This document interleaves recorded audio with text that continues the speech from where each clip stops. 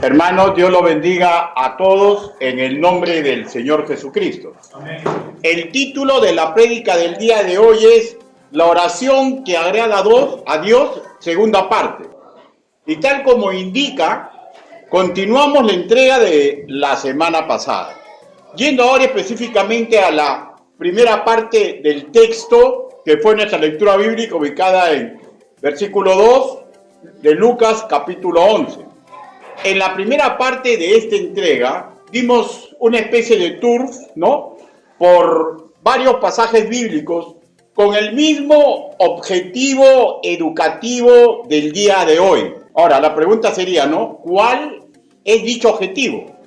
A fin de perfeccionar a los santos para la obra del ministerio, para la edificación del cuerpo de Cristo, hasta que todos lleguemos a la unidad de la fe y del conocimiento del Hijo de Dios, a un varón perfecto, a la medida de la estatura de la plenitud de Cristo.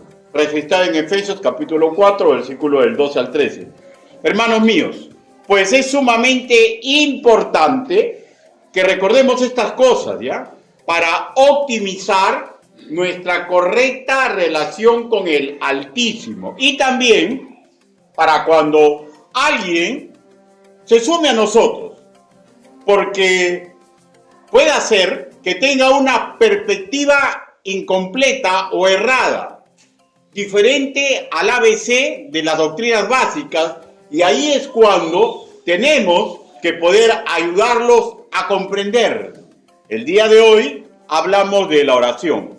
Sobre ella, en líneas generales, ya hemos tocado 3 puntos. Recordémoslo. Primero, que deberíamos comprender los requisitos para una oración eficaz, sin olvidar que nuestra oración no lo puede todo.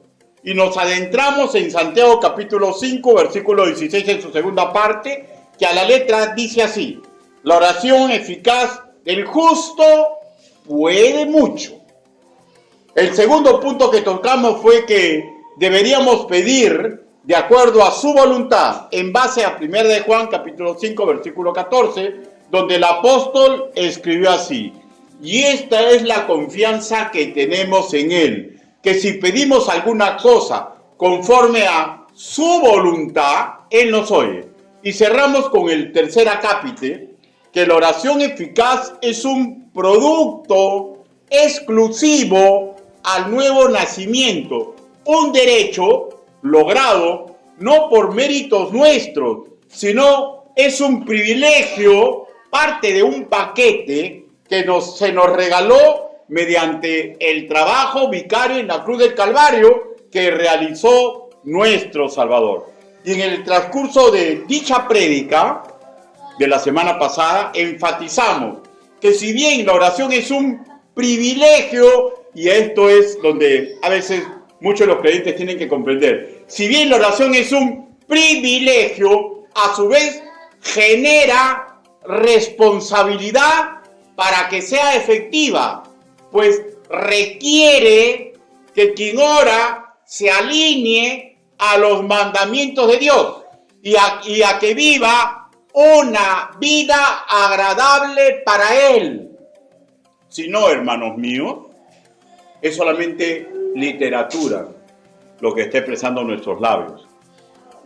Y que para que todo esto se dé, es el tema del día de hoy, ayuda mucho tener una idea más clara de quién es la persona divina a la cual le oramos, una idea más clara sobre los propósitos divinos entrelazados a nuestra vida, y en todo esto el Padre Nuestro, tal como se le conoce, nos puede ayudar maravillosamente.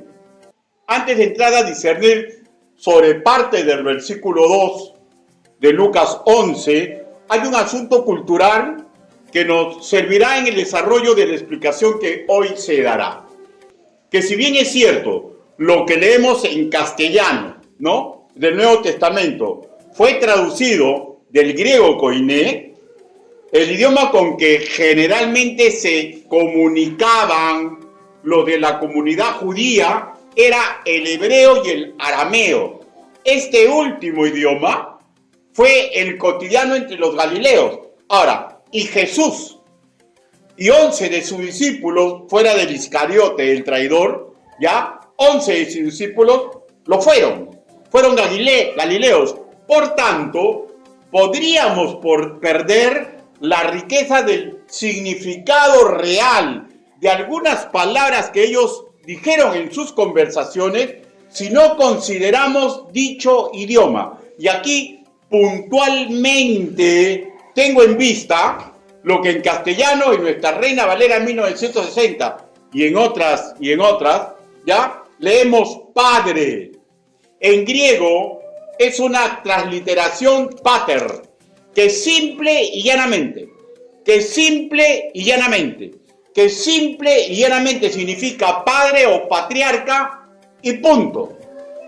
Pero es casi seguro que cuando Jesús, que hablaba en lo cotidiano arameo, se expresó diciendo Abba, y al decir esto le dio una complejidad diferente a lo que este título significó para los patriarcas de Israel, e incluso seguro hasta para Juan el Bautista. Sin más, en esta introducción, busquemos Lucas capítulo 11, versículo del 1 al 2. El Evangelio según nuestro hermano Lucas, capítulo 11, versículo del 1 al 2. Una vez que lo ubiquen, ya, menos los que están delicados de salud, nos vamos poniendo de pie. Y los que tienen niños en brazos, ¿no? Y los que están ayudando.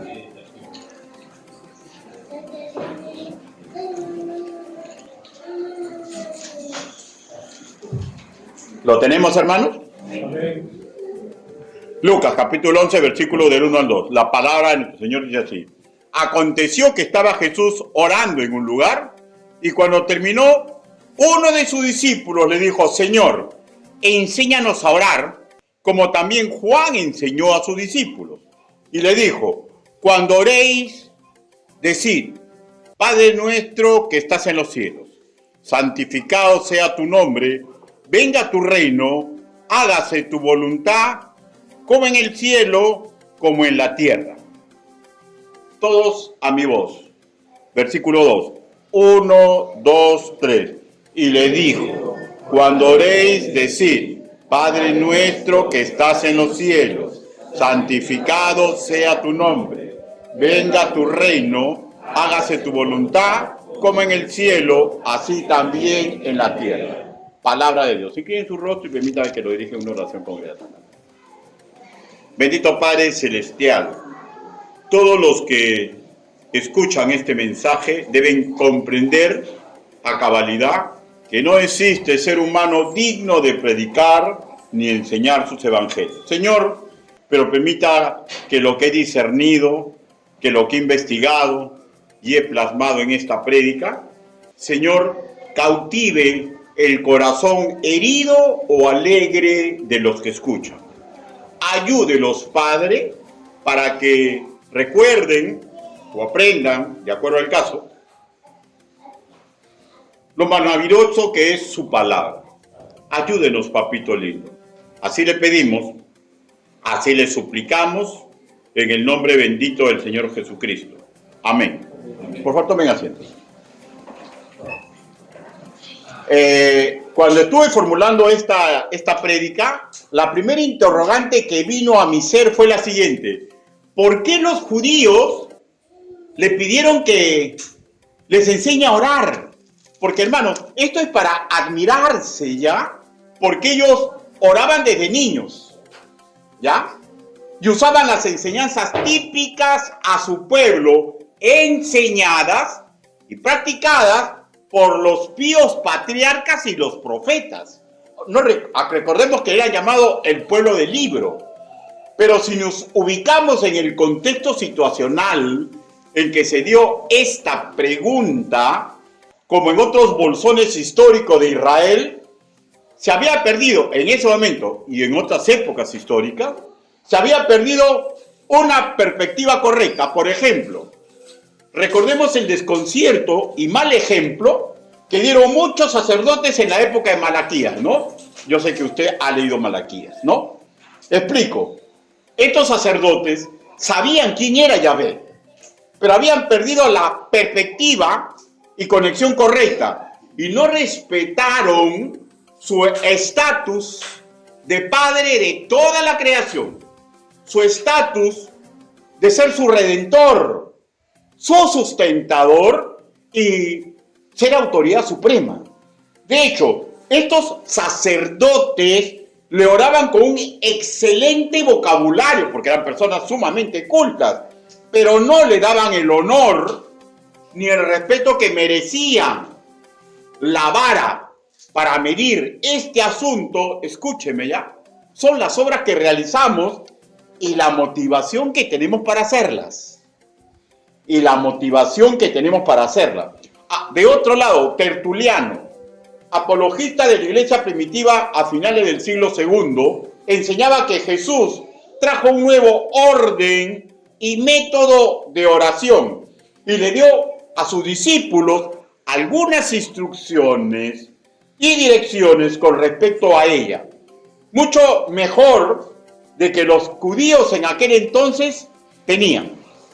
Creo que Tertuliano y otros teólogos antiguos dieron en el clavo a referir que Jesús corrigió prácticas religiosas hipócritas de su tiempo, de oraciones ostentosas y vanas, dándoles un modelo de oración sencilla y profunda que hoy la conocemos como el Padre Nuestro.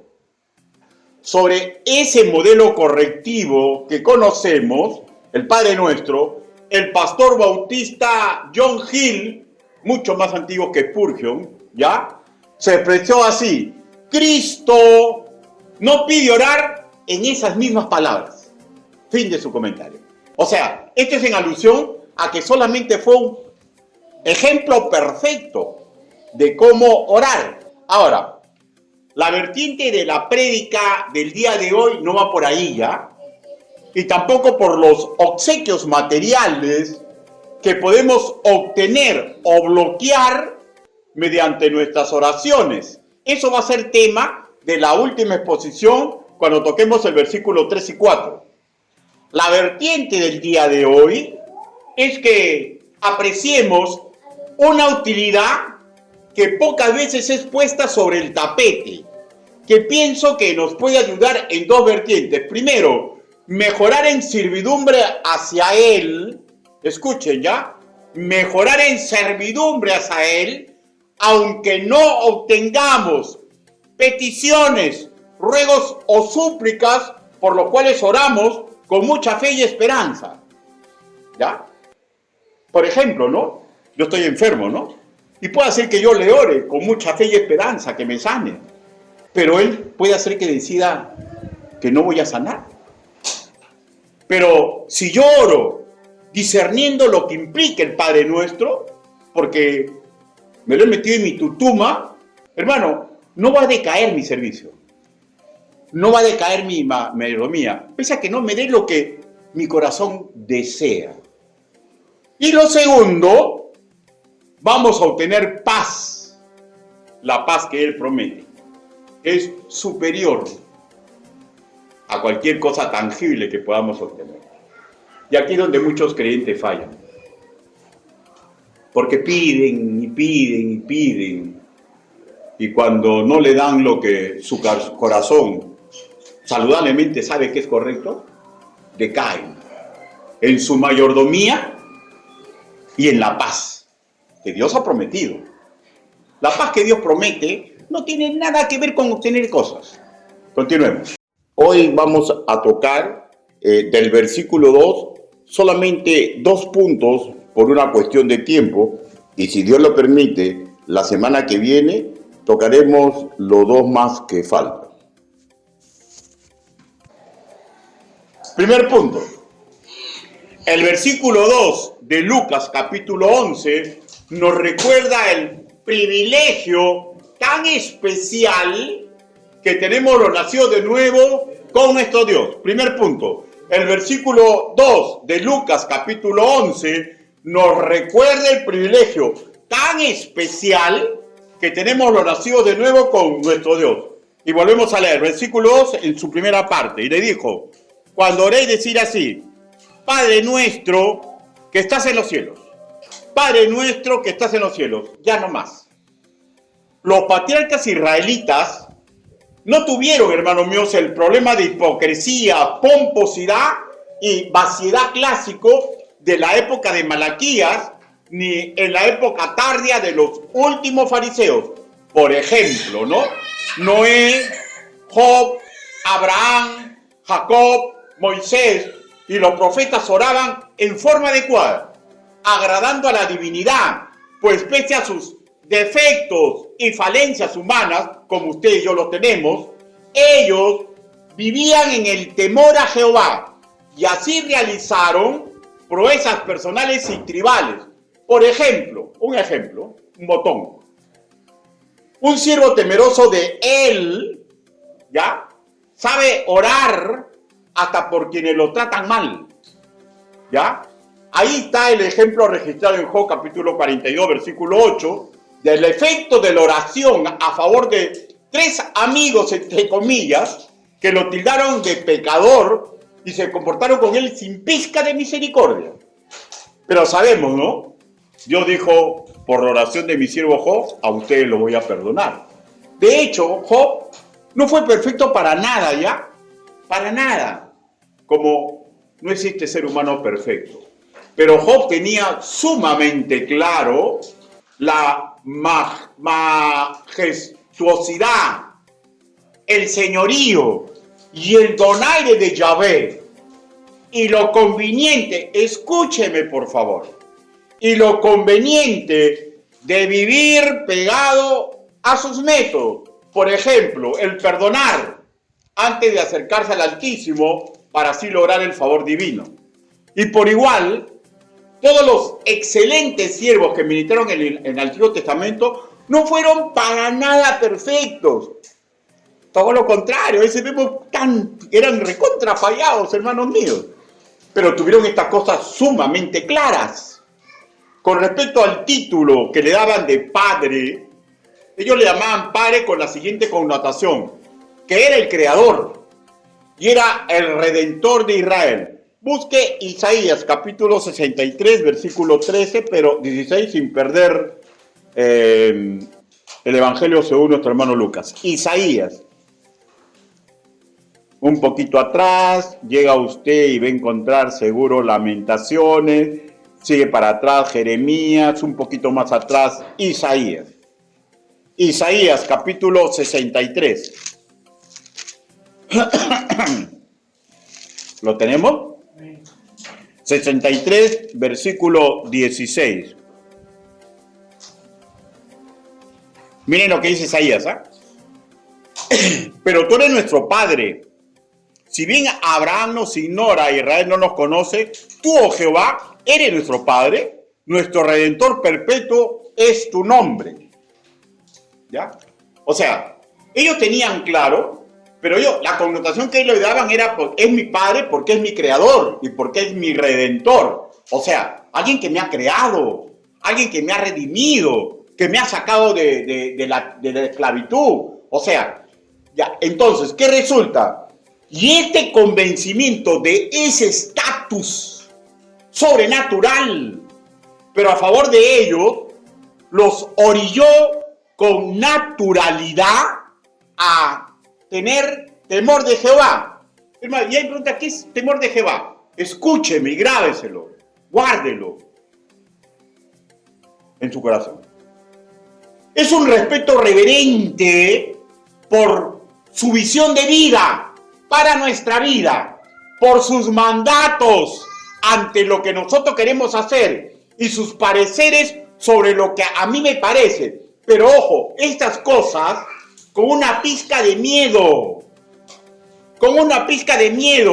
que debe de producir quien ostenta autoridad. En el caso de Yahvé, autoridad del más alto rango, pues es creador, es redentor y rey de reyes. ¿Ya? Y esta correcta actitud patriarcal, en gran proporción ya se había perdido en la época de Malaquías. No le tenían respeto y le tenían ni una pizca de miedo. No pasa nada. No pasa nada. Y casi lo mismo ocurría en la época en que ministraba el Señor Jesús. Hermano, los fariseos y los sacerdotes hacían unas cosas, eran pervertidos. No tenían ni una pizca de miedo. Pregunto, ¿usted le tiene un poquito de miedo a Dios? Bien hace. Bien hace. Porque justamente la autoridad, hermanos míos, tiene que inspirarnos un poquito de miedo. Porque la autoridad hace de acuerdo a sus reglamentos. Él puede hacer como le place. Y no hay quien pueda atajar su mano cuando él quiere hacer algo. Bueno fuera que le tengamos una pizquita pequeñita de miedo. Y bueno, en la época de Malaquías causaba mucha contrariedad, ¿no? Entre muchos judíos de bien. Y en la época del Señor Jesús también. Y ellos, hermanos míos, que escuchaban las enseñanzas habían escuchado las enseñanzas de Juan el Bautista sobre la oración, pensaron con mucha lógica que Jesús aclararía mejor sus dudas y que mejoraría la enseñanza de Juan el Bautista. Lógico, pues, ¿no? Acuérdense que cuando él hablaba salía pura sabiduría, ¿no? Le quisieron poner una trampa, ¿no? Que no se acuerdan de esa planta, esa mujer es una pecadora. Y él le dijo algo, una sabiduría perfecta. El que sea libre, que tire la primera cuerda. ¡Pum, pum, pum! Toditos se fueron. Toditos se fueron. Hermano, pero ellos, hermanos míos, con esas dudas, escucharon de Jesús una conceptualización nueva, desconocida por los píos patriarcas, por los píos profetas, de una relación de cómo tratar al Altísimo y qué esperar de él. Cuando escucharon el vocablo arameo Abba, que ellos, galileos, por cultura general y vivencial, porque todos tenemos padres, ¿no? Y la época más maravillosa de un hijo, que a veces olvida, dicen que la vaca olvida cuando es ternera, y a veces reniega de los padres, ¿no? Pero si podríamos regresar a nuestra primera infancia y veíamos a nuestro papá y a nuestra mamá y eran nuestros campeones, ¿no? Y esa connotación significaba Abba. Lo sabían, un término que a los niños inocentes les salía casi en automático, como instintiva, para llamar a un adulto en el cual confiaban, en el cual sabían que era capaz de poner su vida por sus hijos.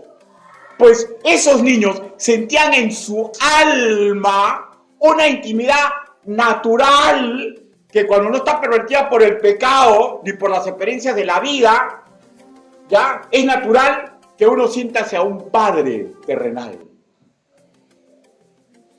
Y esta nueva connotación de intimidad, nacida del corazón, debía copar sus instintos, y bueno, fuera que copara los nuestros, y así orillarlos a buscar en él socorro, fuerzas y tranquilidad.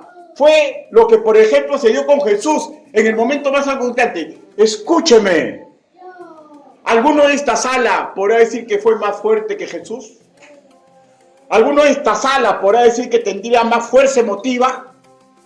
¿Alguien podría decir eso? ¿O no de esta sala, de cualquier lugar del mundo, alguien podría decir yo soy más fuerte que Jesús? No creo. No creo. Porque lo que aguantó el Señor Jesús, cuando hacen estándares médicos, dicen que era prácticamente imposible que un ser humano pueda aguantar lo que él aguantó. Pero ese dolor físico es secundario.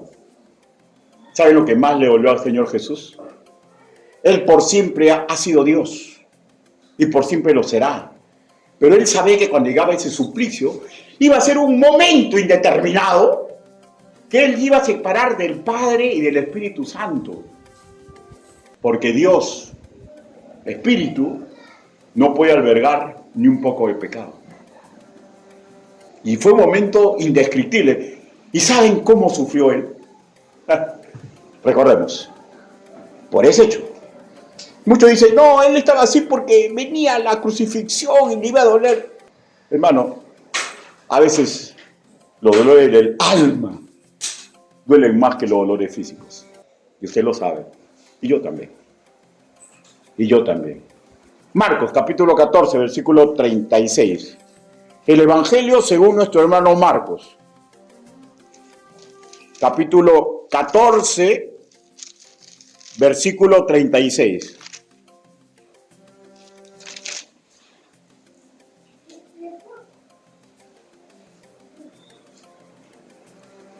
De hecho, está en el Getsemaní, ¿no es cierto? ¿Recordamos? ¿Ya? Y el versículo 34 dice, mi alma está muy triste, hasta la muerte. Quedaos aquí y velad. Pero sabemos, ¿no? El ser humano, por más que nos ame, por más que nos quiera, puede fallar. Y le fallaron, se quedaron dormidos, ¿no?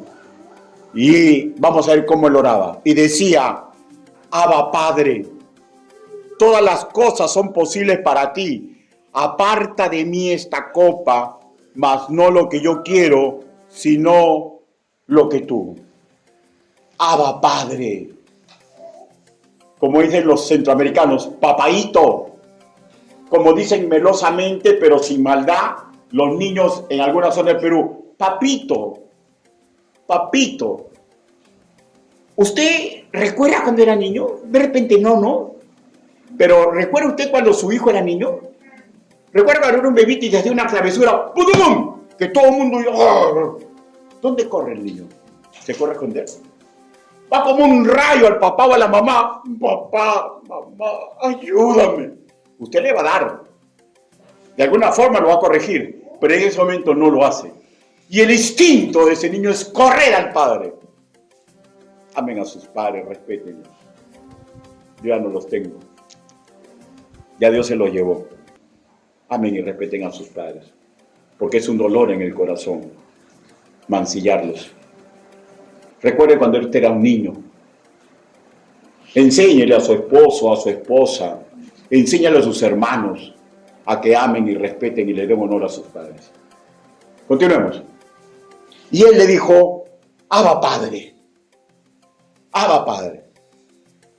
Y esta favorable dimensión filial que él inauguró al decirle a ellos, oren, diciéndole Abba, porque hablaban en Galileo, en esto mismo fueron discipulados los de la iglesia primitiva. Y esto está en Romanos capítulo 8, versículo 15. Lo mismo en Gálatas capítulo 4, versículo 6. Y por extensión, somos educados todos los nacidos de nuevo, que tenemos una relación íntima de un hijo que sabe que necesita apoyo. Nosotros, de nuestro amoroso, misericordioso, perfecto Padre Celestial. ¿Y por qué digo perfecto? Porque mis pensamientos de lo que a mí me conviene, no siempre son los pensamientos de Dios. Repito, un dicho, Abba Padre, que implicaba que el Creador, su Redentor, cuando ellos escucharon, adquiría un nuevo carisma entre ellos, porque ellos comprendían, porque ellos eran galileos, el mismo que tenía Jesús, el primogénito entre nosotros, el más perfecto de nosotros, el más fuerte de nosotros, el más capaz, emotivo, intelectualmente, espiritualmente que nosotros. Pero cuando su espíritu estaba angustiado, le dijo, papá, si puedes, saca de mí esta copa. Y después reaccionó y dijo, no, pero hágase su voluntad y no la mía. Pero lo que quiero resaltar es ese quebrante de niño pequeño, Jesús, 33 por ahí años. En nosotros ocurre lo que no ocurre con él. Nosotros sumamente imperfectos. Pero si hemos asimilado que el Abba Padre es para nosotros, escúchenme por favor, escúchenme. Ya no cabe huir.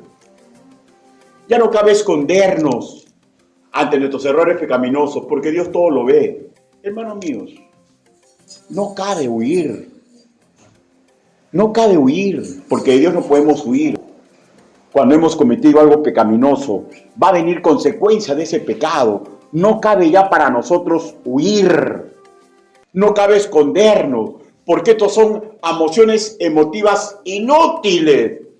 Lo que cabe es estimular lo perfecto, ese instinto inocente que intelectualmente lo sabemos, pero más si usted creyente, ¡boom!, que mora en usted, de correr hacia Él y clamarle, Abba, Padre. Correr hacia a Él por nuestros años, ahora ya no por pecado, sino correr a Él por nuestros sanos deseos, por nuestras calamidades, por nuestros pesares, ¿ya? Que nos vienen de nuestra vida, correr a Él en oración, como lo hizo Cristo Jesús durante su ministerio terrenal. Qué inmenso privilegio que se nos ha otorgado. Familiaridad que en nuestro caso, por pertenecer a una raza caída, escuchen ya, puede usted pensar que es su padre y es su padre. Puede usted engreírse con él y engríase, pero no debemos perder la cuota de miedo, un miedo sosegado, porque ese Abba Padre nunca ha dejado de ser ni va a dejar de ser la máxima autoridad, que hace sin pedirle consejo a nadie. Sin pedirle consejo a nadie. Un vivir, hermanos míos, sabiéndonos que no somos favoritos, pero sí protegidos contra todo y contra todos, pero sin perder de vista la vocación a la cual somos llamados. ¿Cuál es la vocación a la cual somos llamados? Efesios, capítulo 4, versículo 1. Sin perder Lucas, por favor. Efesios. Capítulo 4, versículo 1. Dice, ¿lo tenemos? Yo pues preso en el Señor os ruego que andéis como es digno de la vocación con que fuisteis llamados. Que nos comportemos dignamente. Y ese comportarnos dignamente, ¿saben de lo que habla? De nuestra responsabilidad. De una responsabilidad junta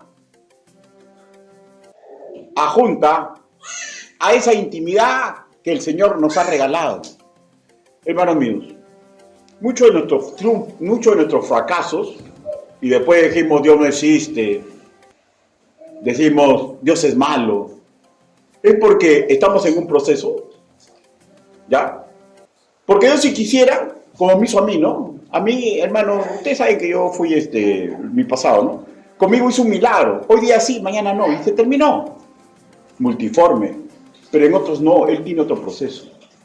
Pero en medio de ese proceso, queremos las cosas rápidas y comenzamos a vivir como a Él no le agrada.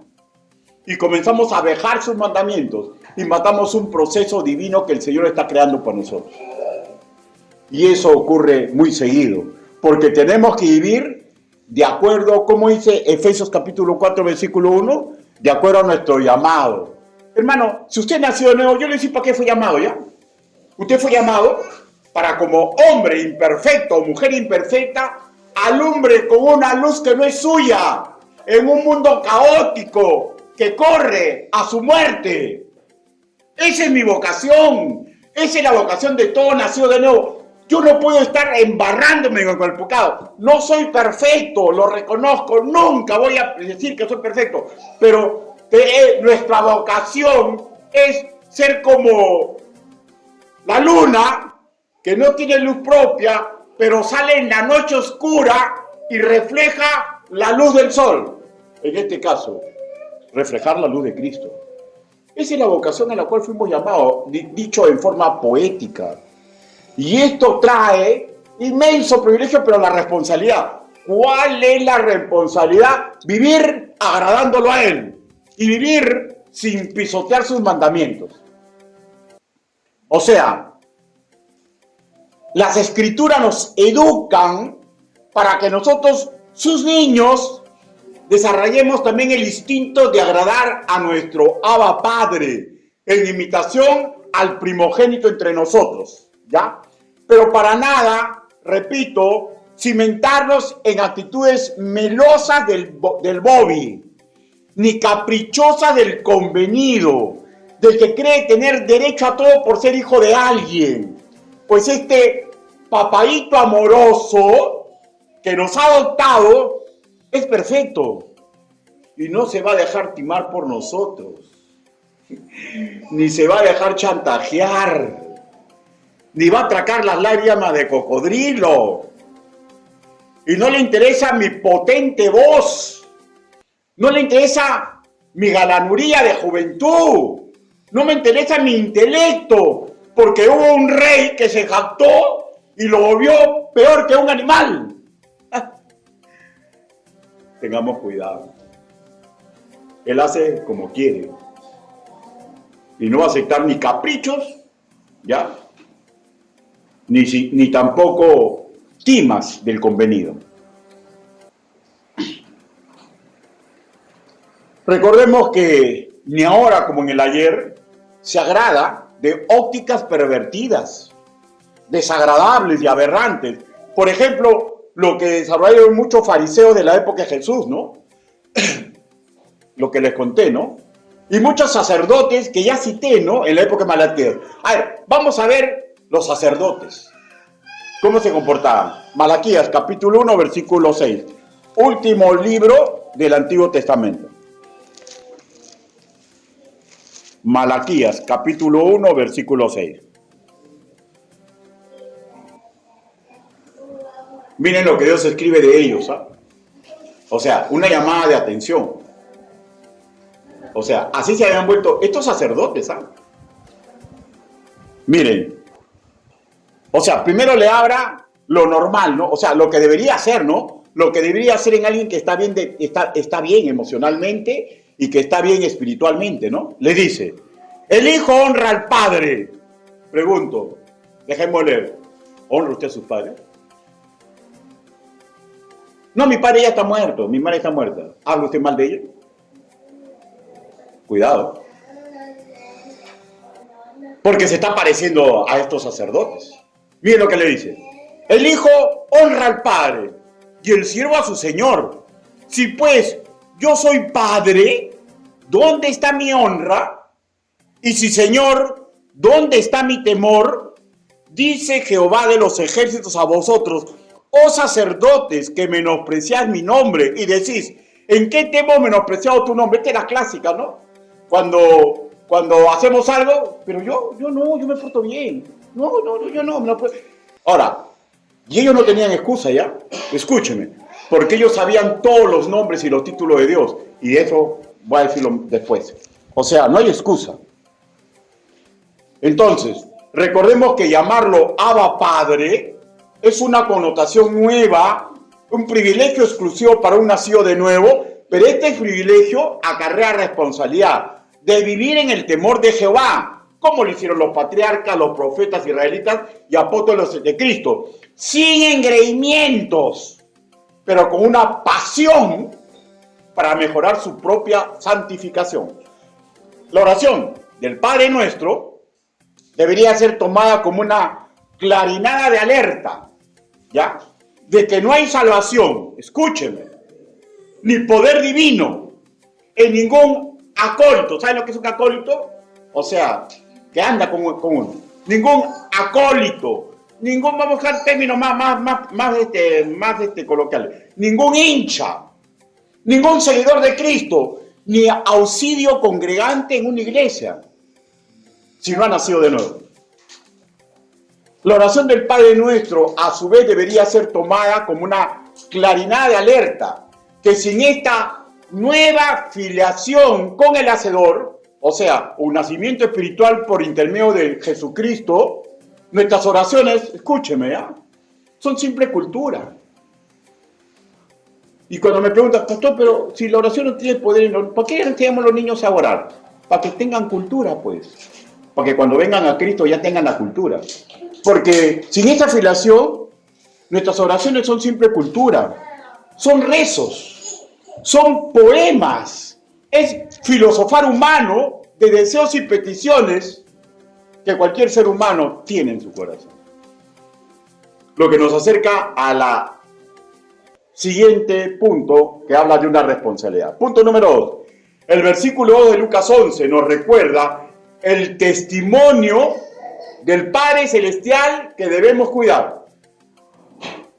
El versículo de Lucas 11 nos recuerda el testimonio del Padre Celestial que debemos cuidar. Volvemos nuevamente a Lucas, capítulo 11, versículo 2. Ahora, el segundo dicho dice: santificado sea tu nombre. Santificado sea tu nombre. Escúcheme, por favor. Cuando apreciamos el término santificado en nuestra Reina Valera 1960, tanto en el arameo como en el griego koiné, van por la misma vertiente, ¿ya? O sea, que Él es santo, que Él es sagrado, pero no solamente en el sentido, ¿ya? El sentido no es simplemente reconocer lo que Él es, sino la vertiente está en una ceremonia que le da el adorador. La ceremonia que le da el adorador que comprende lo que implica su santo nombre, porque ya asimiló ese estatus, esa santidad, ¿ya? O sea, bajo este punto de vista, hermanos míos, yo no hablo de realizar ritos que ya perdieron significado, ¿no? Eso de golpearse el pecho, ¿no? ¿Han visto, no? Salen bien mamados y ven un nivel y se golpean el pecho, ¿no? ¿No? O hacen de las suyas y después... yo no quiero hablar ningún término que de repente va a herir al de otra, pero hacen así, ¿no? O sea, dices, ritos, o sea, los ritos al Señor no van a cambiar. Hay otros que no, pues que van pues, ¿no? Y abren su billetera, ¿no? Y, este es mi diezmo, o este es mi ofrenda, mi colaboración. A Dios no lo vamos a cambiar por eso, hermano. A Dios no lo vamos a... Esos son ritos, son ceremonias, que nosotros le damos mucha importancia, pues no valen para nada. No valen para nada bajo este punto de vista, ¿no? Ahora, no hablamos de realizar ritos que perdieron significado cuando se estableció la iglesia, sino hablamos de vivir nuestra existencia terrenal como una ceremonia de santidad, para que los demás recuerden lo sagrado, lo respetado y separado de toda maldad e imperfección que es el Altísimo. Y que por intermedio de nosotros se aprecie su honor. Que la queja del Padre Celestial de la época Malaquías, ¿dónde está mi honor? ¿Dónde está mi honra? No sea por culpa nuestra. Aclaro, Dios es 3 veces santo y nada de lo que hagamos puede cambiar, aumentar o rebajar su santidad perfecta. Pero nosotros tenemos la responsabilidad de que los demás santifiquen su santo nombre por intermedio de nuestro testimonio. ¿Ya? Mateo, capítulo 5, versículo 48. El Evangelio según nuestro hermano Mateo. Capítulo 5, versículo 48. ¿Lo tenemos? Dice: sed pues vosotros perfectos, como vuestro Padre que está en los cielos es perfecto. O sea, ¿usted puede llegar a la perfección? Yo tampoco. Pero ¿saben lo que está diciendo de acá? Intenten ser perfectos. Y significado de intentar ser perfectos, intentamos vivir en la santidad del Señor. Ahora, santificar su santo nombre. Ahora, en la mentalidad semita, ya, de los semitas vienen los hebreos, los arameos y un montón de pueblos de esa zona del oriente. En la mentalidad semita, un nombre otorgado encarna una esperanza puesta en él. Ahora, y eso es algo parecido es en la actualidad, ¿no? A veces me dije, yo he escuchado, ¿no? ¿Qué nombre vas a poner? Le voy a poner Javes. Y después se enteran que los Javes sufren. No, ese nombre no. ¿Saben por qué? Porque cada nombre que ponemos, o sea, es una mentalidad. Tenemos una esperanza que eso que estamos poniendo se perpetúe. No digo, ¿por qué? ¿Ha escuchado a alguien que se llame Judas? Nadie, porque nadie quiere que su hijo sea traidor. O sea, pero en la mentalidad semita era bien fuerte eso, ¿ya? en la actividad de las tribus norteamericanas del norte también, ¿no? Ahora, y también en nosotros, ¿no? A ver, regresemos. En la mentalidad semita, un nombre otorgado encarnaba una esperanza puesta en él. Ahora, cada quien elige el nombre de su hijo. Y eso, como he dicho incluso en el hoy, ¿no? Así se presta un deseo paterno. Pero el nombre de Dios, los títulos con los cuales lo conocemos, no nace de ingenio humano ni de decisión humana, sino es su revelación divina con un triple propósito. Primero, para que sepamos quién es Él. Segundo, qué debe significar Él para nosotros. Y tercero, consiguientemente, cuál es el rol que nosotros debemos adoptar para la gloria de su santo nombre. ¿Ya? Entonces, el santificado sea tu nombre. No es un simple deseo para que algo ocurra. Ay, santificado sea el nombre. O sea, no es un simple deseo. No es recitar su santidad, sino una declaración ante los ángeles que escuchan nuestra oración, ante su presencia regia, que vamos a hacer todo lo posible para que la gloria del santo nombre sea alabada y así nuestras oraciones no sean estorbadas. El teólogo y evangelista norteamericano, ya en la presencia del Señor del año 2017, Haddon Robinson, cuando versó sobre el Padre Nuestro, escribió así: la meta máxima del evangelismo no es solo que las personas sean ganadas para Cristo, sino que la gente del mundo que profana el santo nombre llegue a entender realmente quién es Él, un Dios de santidad, de justicia, gracia, y con esta comprensión ellos, los del mundo, santifiquen su nombre. Fin de su comentario. Agrego, creo que todo nacido nuevo tiene claro, ¿no?, que no debemos profanar su santo nombre, de ninguna manera. Y ese debería ser el norte de nuestra vida. Por lo contrario, repito, ¿no?, debería verse su gloria en nuestro cambio, su honor resguardado por las cosas honorables que hacemos, y nuestra pía manera de vivir como un reflejo de su santidad. En síntesis, un sano intento no de ser perfectos, ¿ya?, porque es un imposible, pero sí de ser santos como Él lo es. Esta segunda declaración, ¿ya?, santificado sea tu nombre, debería ser una barrera intelectual, una especie de muro de contención doctrinal contra engreimientos de quien se sabe hijo, pero cree que es su favorito, ¿ya? Y que no ha asimilado que honrar al Santo Padre no es opcional, es un mandato que nos conviene y que no hay mejor forma de honrarlo en que los demás vean su honra por intermedio de nuestra pía honorabilidad.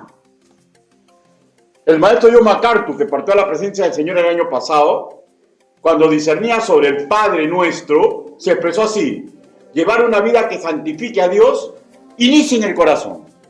Y se basó en 1 de Pedro, capítulo 3, versículo 15.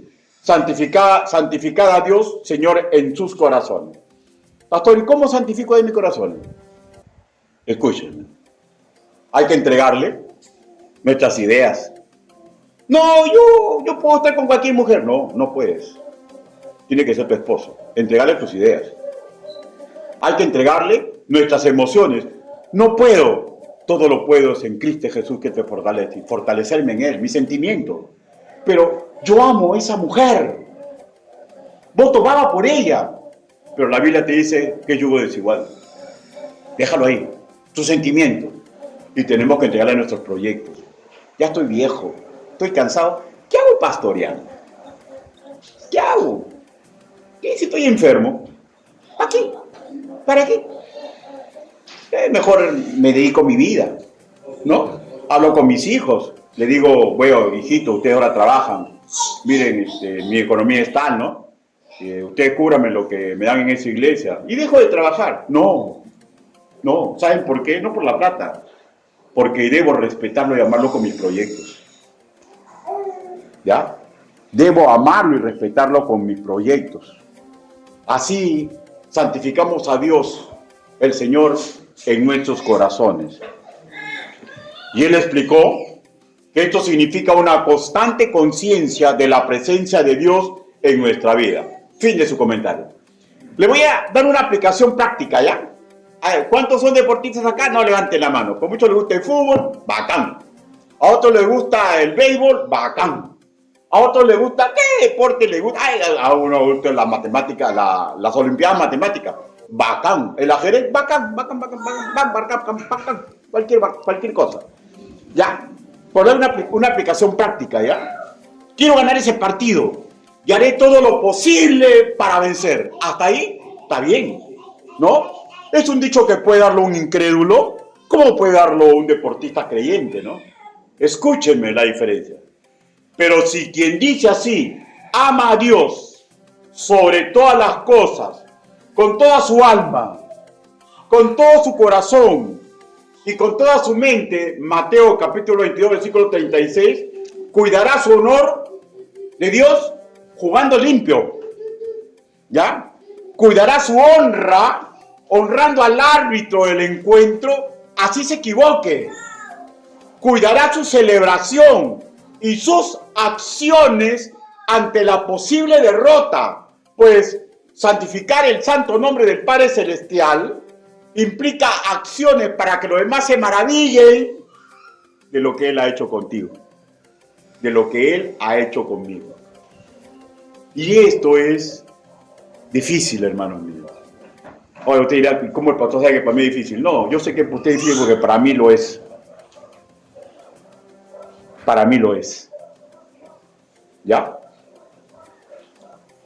Y aplique esto a cualquier actividad por hacer. O sea, buscar que mis ideas, mis emociones, mis proyectos se alineen con ese santo propósito. La oración del Padre Nuestro debería ser tomada como una claridad de alerta de que mi vida debe santificar su santo nombre.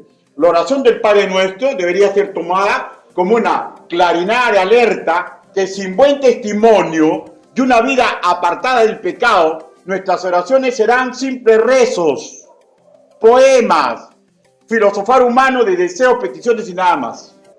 La oración del Padre Nuestro debería ser tomada como una claridad de alerta que, teniendo el conocimiento de cada uno de los nombres y títulos con que Dios, que no es ingenio humano, ¿ya? Es el nombre y el título con el que Él se ha revelado a nosotros. Implica acciones morales en las cuales debemos andar en imitación a Él. Escuchen, consejeros. Si Él es Yahvé Rafa, un Dios que sana, colaboremos en el bienestar y sanidad de los demás. Escuchen, discipuladores. Si Él es Yahvé Shalom, un Dios que da paz, colaboremos en que los demás tengan confianza total que la paz de Dios sí es posible lograr, pero tienen que ser discipulados. ¿Ya? Escuchen, por favor, los que ministramos a un grupo humano, los que son pastores, los que son padres de familia creyentes, los que son directores de un grupo, ¿ya? Escuchemos, por favor. Los que ministramos un grupo humano, si Él es Yahvé Roí, un Dios que pastorea, colaboremos protegiendo a los que están bajo nuestro cargo como fieles perros ovejeros. Escuchen los mayordomos y padres de familia cristianos. Si les Yahvé Jireh, aprendamos a proveer a los otros. Ahí, por ejemplo, ya no de un padre, sino de un creyente, que es un mayordomo, ¿ya? Colaborar con la canasta de amor para que su santo nombre sea glorificado por quien es beneficiado, porque el creyente que ofrenda y lo hace en forma palangana es un niño, para que lo vean, ¿ya? Pero el que ofrenda correctamente no le está ofrendando al creyente, está dignificando el santo nombre. Pastor, ¿y dónde usted saca esas cosas? ¿Qué pastor? Mateo capítulo 25, versículo 40. Mateo capítulo 25.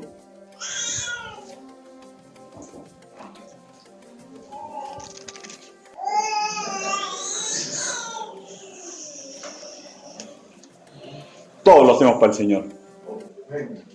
Mateo, capítulo 25, versículo 40. Y la palabra del Señor dice así, ¿lo tenemos? Y respondió el rey, le dirá, de cierto os digo, que cuando lo hiciste a uno de esos mis hermanos más pequeños, a mí lo hiciste. Le estamos entregando a él. ¿Y sabe exactamente a él? No, pastor, pero él no come, no come. Pero la persona que recibe, dignifica el santo nombre. Qué lindo es Dios. Mira, ha tenido ya problemas. ¿Y quiénes son los que tienen que imitar a Yahvé Jireh? Sus mayordomos. Escuchen, no dignificar esta filiación con el Padre Celestial, imitando la excelencia moral y práctica, ¿ya?, que indica su santo nombre, por vivir grotescamente en egoísmo, en avaricia o ambición desmedida. Pregunto, si es creyente, ¿acaso pensamos que nuestras oraciones pidiendo algo serán más poderosas que los rezos, poemas hablados en voz alta o dichos susurrantes de un incrédulo? No tiene ningún poder, hermano. Porque estamos viviendo en pecado. Porque estamos viviendo en egoísmo, en avaricia, en ambición desmedida. Porque estamos viviendo un desbalance de nuestra vida y no una vida que agrada a Dios. Recordemos que la connotación que enseñó Jesús, el Abba Padre, nunca canceló el vivir bajo el temor de Jehová. Por el contrario, este conocimiento profundo de esta intimidad debería llevarnos a ser agradecidos.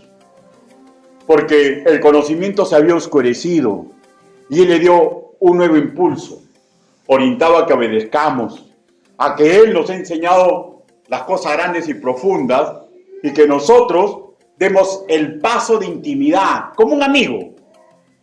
Juan, capítulo 15, versículo del 14 al 15. Juan, el Evangelio según nuestro hermano Juan. Capítulo 14, versículo 15. ¿Lo tenemos? El Evangelio según nuestro hermano Juan, capítulo 15, versículo 14 y 15. Dice la palabra del Señor. Vosotros sois mis amigos. Qué maravilloso, ¿no? Si hacéis lo que yo os mando. El Evangelio del hermano Juan, capítulo 15, versículo 14. ¿Lo tenemos? Dice, vosotros sois mis amigos, si hacéis lo que yo os mando. Ya no os llamaré siervos, porque el siervo no sabe lo que hace su señor, pero os he llamado amigos, porque todas las cosas que vi de mi Padre os las he dado a conocer. Un creyente nacido de nuevo no puede decir que es ignorante, y mucho menos si está en una iglesia de sana doctrina. Un creyente nacido de nuevo que no dignifique el santo nombre, alejándose de ser egoísta, de ser avaricioso, de ser sibarita, es un creyente que no dignifica el santo nombre y que no quiere imitar los títulos y los nombres que indican quién es Dios, sus planes con respecto a nuestra vida. Y yo no quiero que ocurra eso con usted. Y no quiero que ocurra conmigo. Yo necesito mucho de sus oraciones, porque el imperfecto tienen el presente acá al predicador. Y si usted cree que usted no puede aprender del Padre Nuestro, hermanos míos, estamos mal. Porque orar, hermanos míos, no es en primera instancia para recibir cosas materiales. El orar, hermanos míos, es para tener mayor intimidad con Dios y así mejorar, como creyentes. Un creyente que necesita la iglesia. Creyente que necesita esta sociedad donde hay mucha gente culta pero son corruptos o tienen precios. Eso es lo que necesita la humanidad. Creyente que dignifique su santo nombre. Inclinen su rostro. Vamos a orar. Los otros dos puntos del versículo 2 para la próxima semana. Bendito Padre Celestial, ayúdenos, Señor, para darnos cuenta, bendito Padre Celestial, que esa maravillosa connotación de intimidad trae responsabilidad. Ayúdenos, papito lindo, para dignificar su santo nombre. Ayúdenos, Padre, por favor, porque somos tan débiles. Muchas veces erramos el camino, Señor, porque no conocemos las Escrituras. Pero si ya la conocemos, sabemos que al que mucho le dio, mucho le va a exigir. Ayúdenos, Padre, porque todos los que estamos aquí y todos los creyentes que puedan escuchar este mensaje, todos somos, Señor, sumamente débiles, arrejamos problemas, arrejamos dificultades y todos tenemos mucho ego, Señor. Ayúdenos, Señor. Quiero hacer una invitación. ¿Alguien quiere que ore por él o por ella sin que me cuente qué es lo que está pasando por él o por ella? Si es así, solamente levante su mano para poder orar con toda la congregación. Levante y baje su mano. ¿Alguien quiere que ore? Dios te bendiga. Baje inmediatamente la mano. Dios te bendiga. Dios te bendiga. Dios te bendiga. Dios te bendiga. Vamos a orar. Bendito Padre Celestial, usted ha visto la mano levantada. Usted sabe, Señor, por qué levantaron su mano. Ayúdelos, Padre. Ayúdelos, Señor, y ayúdeme a mí, para que no seamos acusados de, como lo hiciste, Señor, con los sacerdotes de Malaquías. ¿Dónde está mi honra, Ricardo? ¿Dónde está mi honor, Ricardo? Ese que tenías que resguardar, porque te hice mi hijo adoptivo. Porque cuando estés conmigo, Ricardo, en el cielo, en mi hogar, te voy a poner un nombre nuevo. Y todo lo pasado va a estar olvidado. Qué maravilloso, ¿no? La palabra del Señor. Pregunto, ¿no podemos ser un poquito más agradecidos en este mundo? Yo sé que sí podemos. Vamos a orar. Bendito Padre Celestial, usted ha visto las manos levantadas. Ayúdelo, Señor, en la lucha que tienen mis hermanos. Señor, y oramos también por aquellos que no levantaron la mano porque se saben que no son perfectos, pero se dan cuenta que van por buen camino. Bendígalos, Padre, porque tarde o temprano van a ser zarandeados. Tarde o temprano, en algún momento, van a pedir algo, y no porque estén en pecado, simplemente usted no se lo va a dar, Señor, y va a empezar su prueba. Ayúdelo, Señor, para que no pierdan la paciencia y pisoteen su santo nombre. Ayúdelos, Padre. Y ayude, Señor, puede haber que exista ahorita en este auditorio, como en los que escuchan el mensaje, que nunca quieren levantar la mano porque se saben que están mal y hasta vergüenza tienen, porque saben que los ángeles lo están mirando y tienen vergüenza. Ayúdelo, Señor, porque arrepentirse en cualquier momento. Permita que la palabra que hoy día han escuchado catapulte en su mente y en su corazón.